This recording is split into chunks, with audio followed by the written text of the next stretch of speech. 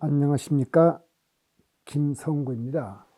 오늘은 반야심경과 양자역학의 강의 제5부 중 5번째 강의를 시작하겠습니다. 이 반야심경과 양자역학의 제5부는 대한불교진흥원이 재정적 지원으로 작성되었습니다. 지원에 감사드리면서 5번째 강의를 시작하겠습니다.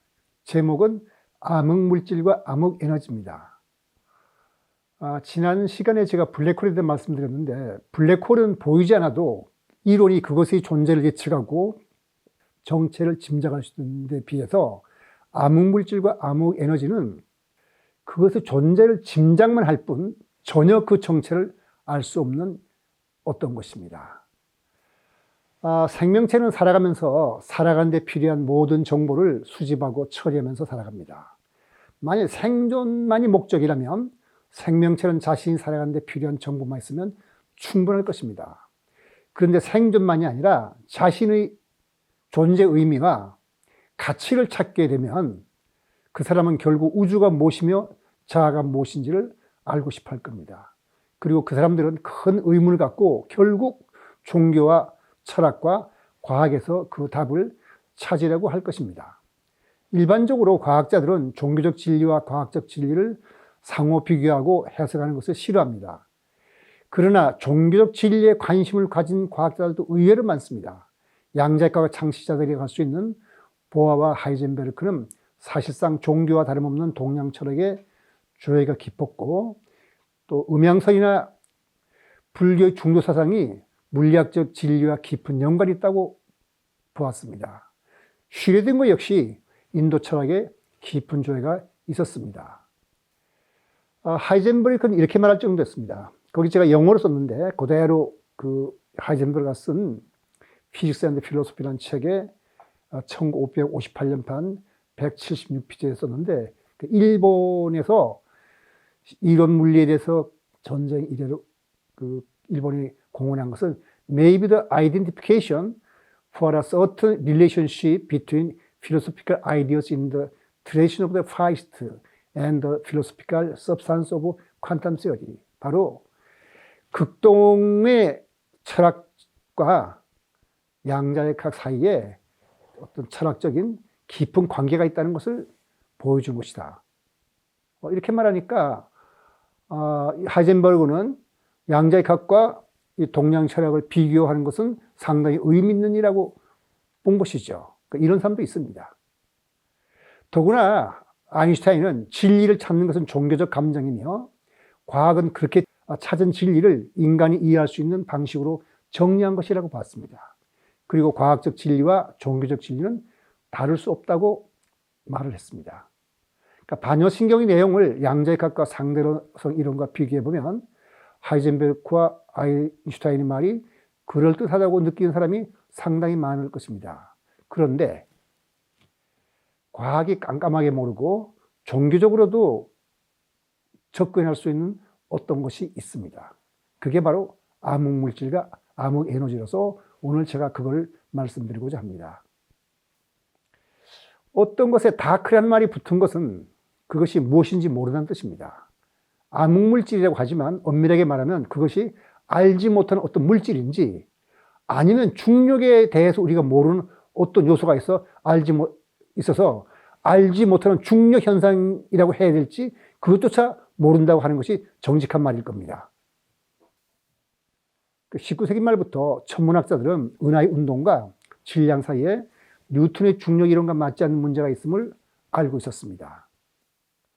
그러니까 엄밀한 측정을 통해 문제를 제기한 사람은, 그전에도 그런 사람이 있었습니다만, 스위스 사람으로서 생애의 대부분을 칼텍을 교수로 지낸 츠비키라는 학자인데, 1933년경에 그는 지구에서 3억 광년 떨어진 머리털 은하에 있는 은하들의 평균 속도가 놀랍도록 크다는 걸 발견했습니다. 거기에 그림에 보이는 그 별들이 별이 아니고 사실 그 머리털 은하입니다. 은하 단위에 있는 점들은 은하들이죠. 그러니까 은하 단위라는 것은 은하가 많은 것을 말하는 거니까. 근데 보통 보다 강한 중력은 중력 대항에서 움직이는 물체들의 속도를 빠르게 합니다. 그러니까 따라서 빠르게 움직인다면 은하단의 질량은 커야 하거든요. 그런데 은하단의 측정 가능한 질량을 조사해 보면은 구성 은하들의 속도를 설명할 만큼 충분히 크지 않았습니다. 그래서 츠비키는 어떻게 우리가 알지 못하는 소위 missing mass, 잃어버린 질량이 있다고 본 것입니다. 다시 말해서 암흑물질이라는 말은 하지 않았지만 암흑물질이 있다고 본 것이죠. 1976년 미국의 천체 물리학자 베라 루빈은 은하에서 별들의 속도를 엄밀하게 측정하고 암흑물질의 존재를 주장했는데, 이 베라 루빈이 관찰한 것은 우리 은하에 가까이 있는 안드로메다 성운입니다. 한번 예를 들어보죠. 베라 루빈은 안드로메다 성운에 있는 별들을 이렇게 다 속도를 해봤더니, 보통 은하의 밝기로부터 은하의 질량을 계산할 수가 있거든요. 그래서 계산해 보면은 그림에서 보는 것처럼 은하에 있는 별들의 속도는 점선처럼 이렇게 꺾어져야 됩니다. 근데 실제로는 그 거리가 은하단이 여기 있으면 은하단에서부터 멀어질수록 속도가 줄어드는 거죠, 이렇게. 근데 실제 관측한 결과는 위에 보이는 것처럼 거리가 멀어지는데 속도가 계속 빨라지고 있는 겁니다. 그리고 이제 우리 은하를 이제 두고서 구체적으로 한번 살펴보면은 베라 루빈이 안드로메다 성운에서 본 거와 비슷한 결과를 얻을 수가 있는데요. 옆에 보이는 그림은 2017년 11월에 나사에서 발표한 우리 은하의 모습입니다. 가운데 노란 부분이 은하의 핵이고, 거기에 이렇게 회전한 팔같이 뻗어 있는 것이 우리 은하의 회전 나사지요.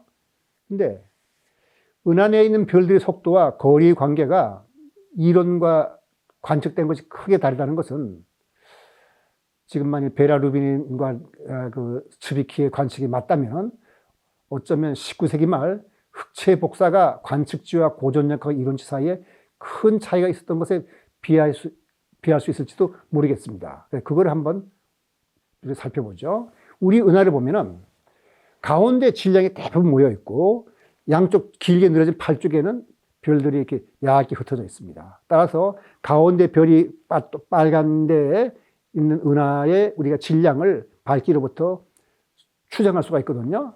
추정해 보면은 이렇게 그림을 그려줍니다. 지금 이제 그림을 두 개가 그렸는데, 왼쪽 것부터 보죠. 왼쪽에 보이는 것은 은하의 중심부에 지금 빨간 것이 은하의 질량이 M이라고 해서 이렇게 모여 있고, 그 주위를 거리 R만큼 있는 곳에 또 질량이 소문자 M으로 쓰여진 별이 이렇게 돈다면, 이 계산은 만율력 법칙에부터 금방 계산할 수 있습니다. 보통 만율력 법칙을 공부하면은 대학교 1학년생들도 구할 수 있을 정도로 간단합니다. 그런데 이번에 은하의 중심부에 별이 있다고 생각하죠. 그러면 그게 오른쪽 그림이 되는데, 빨간 원이 있고 그 안에 반경이 은하 중심부의 반경 대문자 R보다 작은 소문자 R로 본다면은 그 별들이 그 밀도가 되게 균일하다고 보면은 질량은 반경의 세제곱에 대해서 비례해서 나갈 테니까 뭐 어려운 거 아니에요. 계산할 수 있어요. 계산하게 되면 어떻게 되냐면은, 그림에서 보면 그 붉은 선이 이론치고 그 푸른 선이 우리 은하에서 본 관측치입니다. 그러면 이것은 그 베라 루빈이 안드로메다에서 관측한 것과 좀 그래프가 다르긴 하지만, 어쨌든 거리에서 멀어질수록 속도가 줄어드는 것이 아니라 빨라지기도 한다는 점에서 두 개가 비슷하죠. 이론과 관측치가 영 맞지 않는다는 면에서는 베라 루빈이 관측한 것과 우리 은하에서 계산한 것과 비슷합니다. 그리고 다른 은하에서도 같은 현상이 발견됐습니다. 지금 계산치 커브가 이렇게 줄어들게 되어 있는데, 관측치 커브는 이렇게 붉은 선 올라가지고 베라 루빈이 관측한 것과 비슷해지죠. 이렇게 이론과 실험이 전혀 맞지 않는 것이 뭐냐, 이걸 우리가 생각을 하다 보니까, 이것을 맞추는 방법은 보통 우리가 그 우주가 세 가지 구성 요소로 구성되어 있다고 생각하는 우주론을 람다 CDM 모형이라 부릅니다. 람다는 뭐냐면 우주 상수를 말하는 거고, CD는 콜드 다크 매터라 그래갖고 다시 말해서 차가운 암흑 물질이 있다는 모형이라고 그러는데, 이 모형을 바탕으로 플랑크 위성에서 최근 측정한 걸 분석하면 평균 암흑 물질이 일반 물질의 5.5배 정도 됩니다. 다시 말해서 일반 물질은 4.9% 정도 되고, 우주에 있는 그 총 에너지가 1이라고 할 때 4.9% 되고, 그 다음에 암흑 물질은 26.8% 정도 됩니다. 둘이 합쳐봤자 실제 우주에 가득 찼다에는 질량 에너지의 밀도의 3분의 1밖에 안 되죠. 3분의 1도 채 안 되죠. 그 나머지가 뭐냐? 그게 바로 다크 에너지다. 이렇게 보고 있습니다. 그럼 암흑 물질이란 건 뭐냐 하면은, 그 사람들이 그 생각할 때, 보통의 물질과 같은 법칙에서 중력은 작용해요. 왜냐하면 그 중력이 작용한다는 말은, 그 중력이 있으면은 멀리서 오는 빛이 이렇게 중력 렌즈에서 휘어져 들어오지 않습니까? 그래서 거기에 뭔가 보이지 않는 물질이 있다는 것은 중력 렌즈를 통해서 알아요. 그런데 다른 힘에는 반응하지 않습니다. 그러니까 암흑 물질이 있느냐 없느냐는 것은 단지 우리가 중력 렌즈의 효과를 통해서만 눈에 보이지 않는 뭐가 있다고 우리가 아는 거죠. 거기서 그 그림에 보는 것처럼 헤일로 같은 것이 바로 그 암흑 물질의 존재를 말해주는 겁니다. 근데 보통의 물질도 과시광선을 내지 않으면 볼 수가 없어서 우리가 다크매터라고 할 수 있을 것 같지만 그렇지 않습니다. X선과 같은 또 다른 종류의 파장이라든지 뭐 다른 전자기파로 조사해 보면 뭔가 있다는 것이 밝혀져요. 또는 배경에서 오는 빛이 가려지는 간접적 효과로서 우리가 관측할 수 있습니다. 그러니까 배경에서 오는 빛이 흐려진단 말은 이 물질이 그 빛을 흡수한다는 거죠. 그러니까 빛과 이 물질이 반응한다는 말은 전자기파와 이것이 서로 반응한다는 뜻이거든요. 그러니까 그런 걸 통해서 간접적인 효과를 관측할 수 있는데, 암흑 물질은 적어도 강력과 전자기력에는 반응하지 않습니다. 마치 유형물질처럼 만약 여기에 존재한다면 그냥 이런 벽도 다 뚫고 나갈 수 있어요. 왜냐하면 전자기력에 반응하지 않기 때문에. 만약 전자기력에 반응한다면 관측될 것이고, 강력에 반응한다면 빅뱅 초기 수소와 헬륨이 만들어질 때 그 조성비는 지금과는 전혀 달랐을 겁니다. 왜냐하면 보통 물질보다 암흑 물질이 5.5배 더 많으니까, 그러니까 우주 환경도 지금까지는 완전히 달랐기 때문에 암흑 물질이 적어도 있다면 생명체의 탄생에 중요한 역할을 한 것만은 맞는데, 그것이 뭔가를 지금 모르는 거죠. 그러니까 강력과 전자기력에 반응하지 않기 때문에 암흑 물질은 우리 보통 물질을 만드는 쿼크나 전자와 같은 렙톤으로 이루어지지는 않았다고 봅니다. 그런 것이 이루어졌다면 그건 전기적인 반응해야 되니까 강력이나 렙톤에 반응해야 되죠.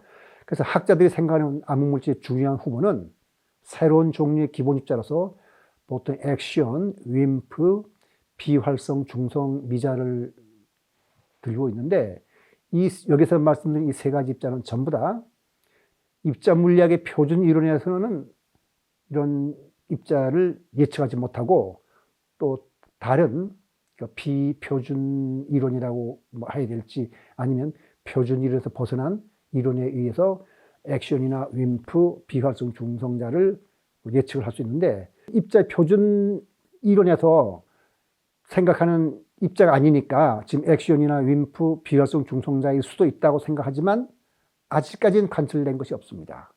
지금은 액션이 굉장히 그 주목을 받고 우리나라에서도 지금 액션을 측정해 보려고 하는데 아직까지는 결정적인 증거가 나오지 않았어요. 그리고 또 어떤 사람들은 암흑물질이 없다는 견해도 있습니다. 그래서 이 정도로 일단 우리가 알아두고서 또 다른 수수께끼를 해볼 수 있는 암흑 에너지에 대해서 살펴보도록 하겠습니다.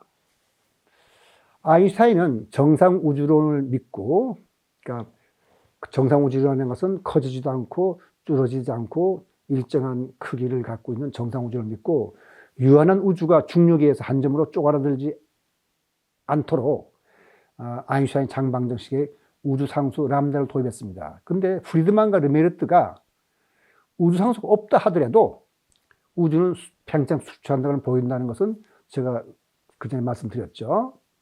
그래서 아인슈타인이 하는 말이 우주 상수를 도입한 것은 내 일생 일대의 최대 실수라고 말했는데, 그 밑에 나오는 식에서 나오는 그 람다가 바로 우주 상수인데, 어쩌면 실수가 아니라 이것이 꼭 필요한 것이었을지도 모른다는 생각을 하게 됩니다. 그게 뭐냐면은, 제2강에서 설명한 바와 같이 우주는 평평해야 된다는 증거들이 있었고, 이 평탄성 문제를 해결하기 위해서 급팽창 모델이 등장했습니다. 또 역으로 급팽창 모델에 의하면 우주의 공률은 0으로서 평평해야 됩니다. 그러니까 우주가 평평하다면 우주의 질량, 에너지 밀도는 임계 밀도와 같아야 되는데, 그것이 그 1세제곱센치당 10-29승g이라고 그러는데, 이것은 대개 1세제곱미터에 수소 원자 한 6개 정도 있는 거에 만큼 텅텅 빈 공간이라는 뜻입니다. 그래서 1990년대 중반까지 학자들이 암흑물질이 있다고 생각하고, 우주에 있는 알려진 질량과 암흑물까지 다 합쳐봤자 임계 밀도의 4분의 1 정도를 뭐 조금 넘을락 말락한 그 정도였었습니다. 31% 정도였으니까. 근데 1998년에 호주 국립대 브라이언 스미트와 캘리포니아의 소울 펄머터라는 두 연구 그룹이 독립적으로 우주가 가속 팽창한다는 증거를 발견했습니다. 보여준 그림에 보면은 밑에 세 개의 그림, 이렇게 팽창했다가 수축하고 팽창했다가 수축하는 것은 임계 밀도보다 우주 밀도가, 물질의 밀도가 클 때는 거고, 그럼 초록색처럼 팽창하되 점점 속도가 늘어지는 것은 우리가 임계 밀도와 속도가 같아질 때, 그 다음에 점점 그 가속 팽창을 하는 것이 그 위에 빨간 그림인데, 이것은 전부 다 우주상수 없을 때의 그림입니다. 그런데 실제 측정해 보니까 지금 그림에서 보는 것처럼 가속 팽창을 해서 점점 빠르게 팽창을 하게 됩니다. 이것은 뭐냐면은 그 오메가 제로로서는 설명이 안 된다는 얘기예요. 오메가 제로라는 것은 우주상수가 0이라고 뒀을 때의 예측은 전부 다 틀린다는 얘기죠. 그러면 뭐가 있다는 겁니다. 우주상수에 해당하는. 그래서 이거를 발표하고서 이 사람들이 2011년에 노벨상까지 수상했는데, 그만큼 지금 주류학계에서는 이 사람들의 그 주장을 믿는 거죠. 그러니까 우주가 가속 팽창을 한다면 아인슈타인이 도입한 우주상수와 같은 성질을 가진 어떤 종류의 에너지가 있다는 뜻입니다. 그러니까 우주상수와 같은 성질이란 말은 일반 질량과 달리 인력으로 작용하는 것이 아니라 청력으로 작용한다는 그런 뜻입니다. 그러니까 우리 보통 질량은 잡아당기지만 우주상수는 밀어내는 성질이 있기 때문에, 그래서 이 에너지 정체를 몰라서 우리가 암흑에너지라고 부릅니다. 그러니까 우주 팽창 속도를 기준으로 팽창을 가속시키는 에너지 크기를 구하면, 그러니까 만약 그게 우주상수라면 그걸 구할 수 있거든요.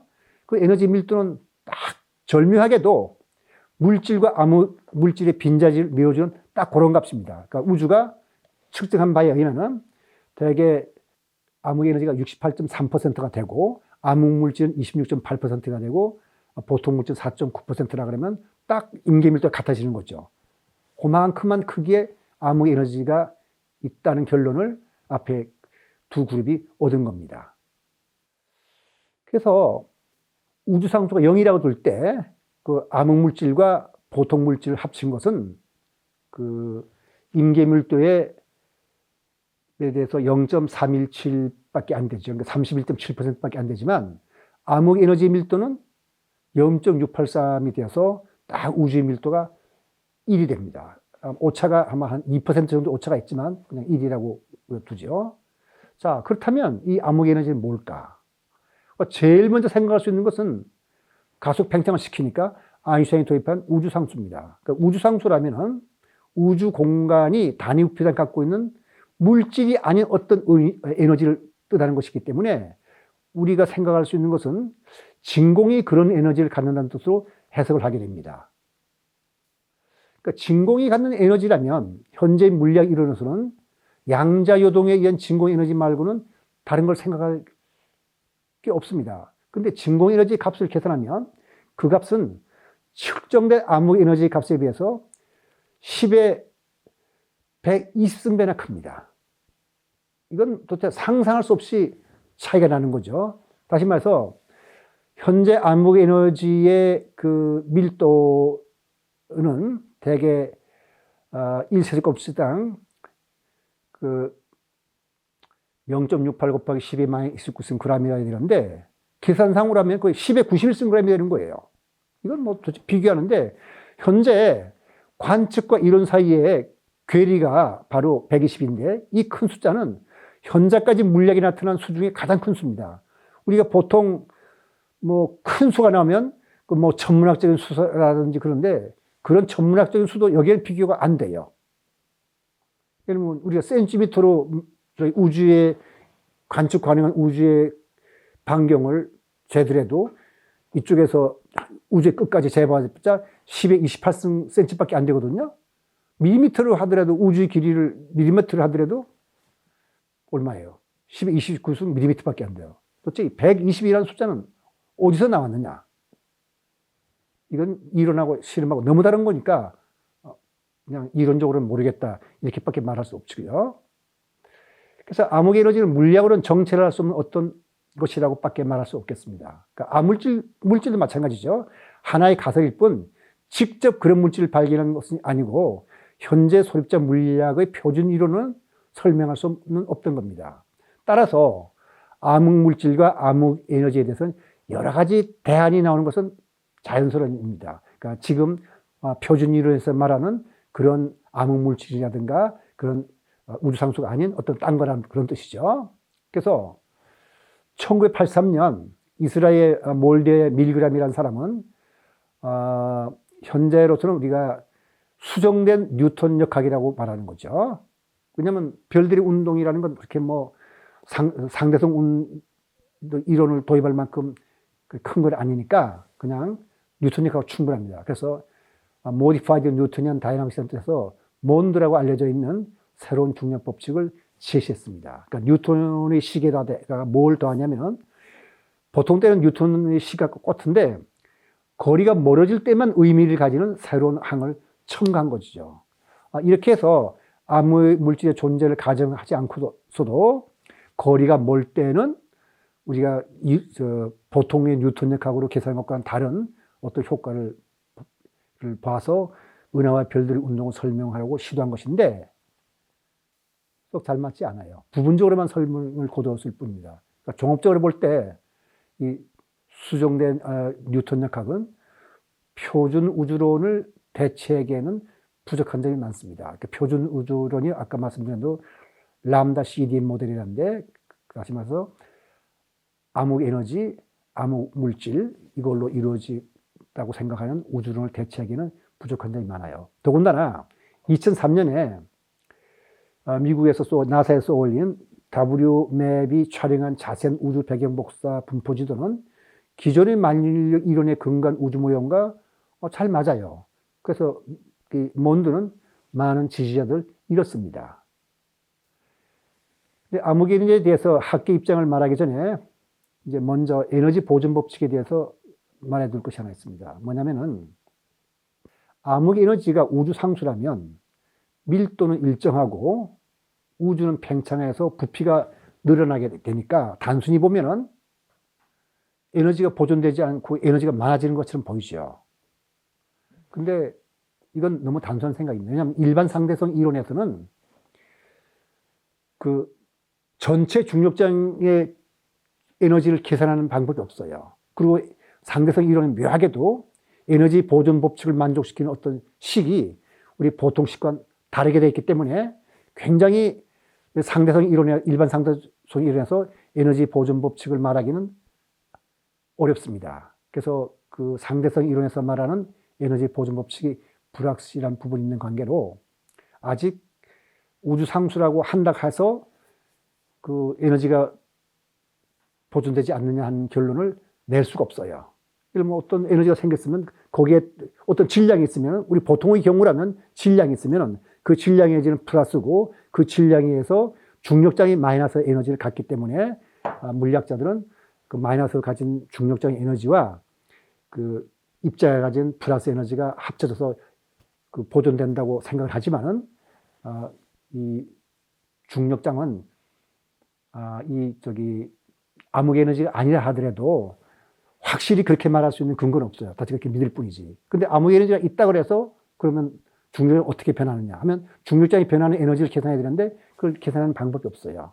그래서 에너지 보존 법칙은 아직은 결론이 하여튼 유동적입니다. 그러니까 명확히 규정되지 않기 때문에 그럼에도 불구하고 물리학자들은 또 여러 가지 증거라든지 나름대로 또 함정의 이유처럼 보이는 이유를 대가지고 대부분 에너지 보존의 법칙을 믿고 있습니다. 제가 여기서 말씀드릴 수 있는 것은 그것까지만 말씀드릴 수 있습니다. 그러니까 암흑 에너지가 있다 해서 에너지 보존 법칙이 깨진다고 단정적으로 말할 수는 없다는 거. 암흑 에너지는 암흑 물질보다 더 수수께끼입니다. 양자교동에 의한 진공 에너지를 계산하는 것 대신에 또 새로운 장을 도입해서 제5위 원선에서 퀸테센스라고 부르는 그런 장을 도입해서 진공의 에너지를 갖도록 하는 방법도 있고 또 중력 이론을 수정도 하고 또 양자 중력의 새로운 효과를 기대한 사람도 있습니다. 그리고 어떤 사람은 우주의 가속 팽창에 대한 증거가 잘못됐겠다. 다시 말해서 지난번 98년에 두 개의 연구 그룹이 측정을 해가지고 우주가 가속 팽창한다고 했는데 그게 사실은 관측을 잘못해서 그런 것이지 우주가 가속 팽창하지 않는다는 그런 주장도 있습니다. 그렇지만은 또 다른 여러 가지 종합적으로 검토해가지고 현재로서는 주류회께서는 람다 CDM 모형을 압도적으로 지지합니다. 다시 말해서 암흑 물질과 암흑 에너지와 보통 물질로 이루어졌다고 보는 관점을 지지한다는 뜻이죠. 그래서 참고로 말하면 다중우주가 암흑 에너지 문제를 해결할 수 있다는 주장도 있습니다. 왜냐하면 지난 시간에 제가 말씀드렸습니다만은 에크파이로틱 멀티버스라는 건 뭐죠? 초권 이론에서 우리 우주가 하나의 브레인으로, 3천 브레인으로서 서로 부딪히다가 빅뱅을 일으켰다가 떨어져 나가고. 그러니까 우리 주를 밀어내는 것도 꼭 암흑 에너지가 필요 없죠. 부딪히다가 떨어지는 거니까. 또 잡아당기기 해서 부딪히는 것도 저절로 브레인끼리 인력에서 부딪히기 때문에 이런 골치 아픈 문제 없이 암흑 문제 같은 것은 해결할 수 없다는 주장도 있는데, 근데 사실 에크파이로틱 멀티버스라는 것은 하나의 가정된 주장이지 이것도 측정된 게 아니거든요. 따라서 이걸 갖고 우리가 암흑 에너지를 해결했다 이런 말을 할 수는 없습니다. 그래서 양자론과 일반 상대성 이론은 감탄할 만큼 물리 현상을 잘 설명을 하지만 암흑 물질과 암흑 에너지는 현대 물리학 이론으로서 이것들을 제대로 설명하지 못하고 있습니다. 이것은 제 생각입니다만 19세기 말 뉴턴력학으로 당시에 관측한 모든 물리 현상을 잘 설명했지만 세 가지를 문제를 잘 설명하지 못했어요. 뭐냐면 빛의 속도가 일정하다는 것과 그 다음에 흑체 복사, 그 다음에 수성의 궤도가 이렇게 세차 운동을 한다는 거. 이거 설명 못 했거든요. 그거 말고는 다 설명 잘했었습니다. 어쩌면 거기에 비유할 수 있을지도 모른다고 봅니다. 그러니까 앞의 세 가지 문제가 결국 양자역학과 상대성 이론을 탄생시켰듯이 암흑 물질과 암흑 에너지는 우리에게 새로운 물리학의 길을 열어줄지 모르겠습니다. 그래서 제가 조금 전에 말씀드린 대로 에크파이로틱 멀티버스가 암흑 에너지 문제를 해결할 수 있는 주장이 있지만 그냥 가설에 불과할 뿐이지 끈이론이 맞다는 증거도 없고 거기서 나오는 브레인이 있어야 된다는 것도 그냥 이론에서 나온 거기 때문에 이건 그냥 그냥 하나의 내러티브일 뿐입니다. 이렇게 우리가 모르는 게 있을 정도로 우주는 넓고 큽니다. 우리가 안다고 해봤자 결국 4.9%의 물질만 겨우 물리학적으로 자신 있게 기술할 수 있고 나머지 95%는 깜깜합니다. 그래서 거기다 다크란 말을 붙였죠. 그런데 우리 두뇌의 복잡성을 놓고 보면 복잡성을 내가 어떻게 계산하는 방법은 없지만은 그 관련된 숫자를 놓고 비교해 보면 우주에 있는 입자의 숫자는 10의 90승계라면은 우리 두뇌에서부터 시냅스를 연결하는 방식은 10의 100만 승계입니다. 그럼 우리 두뇌의 복잡성은 우주와는 비교도 되지 않거든요.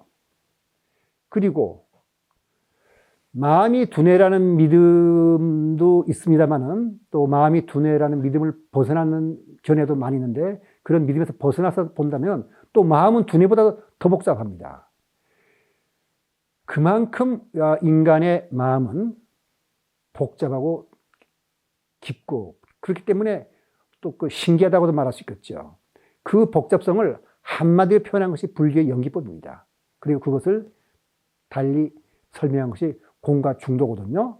그러니까 연기적으로 얽혀서 나눌 수 없는 하나인 것을 우리의 인간의 제6식의 작용으로서 이것과 이것 아닌 것, 이것과 저것으로 분별하고 말로 표현을 하면 항상 복잡해지고 새로운 어려움이 생겨나게 마련입니다. 그래서 모든 것을 하나로 꿰뚫는 지혜가 반야인데 반야로 이끄는 마음가짐이 바로 아지아제 바라야제이고 불교에서는 반야를 통해서 그냥 진리를 꿰뚫어 볼 수 있다고 그랬기 때문에 그렇게 꿰뚫어서 자신의 가능성을 믿고 꿰뚫어 꾸준히 수행하면 꿰뚫어 볼 수 있다는 것이 반야신경의 내용입니다. 그래서 암흑물질과 그 암흑에너지에 대해서는 이만큼 말씀드리고 다음 제6강에서는 인간의 마음과 파동함수에 대해서 한번 살펴볼 예정입니다. 오늘 강의는 여기서 마치도록 하겠습니다.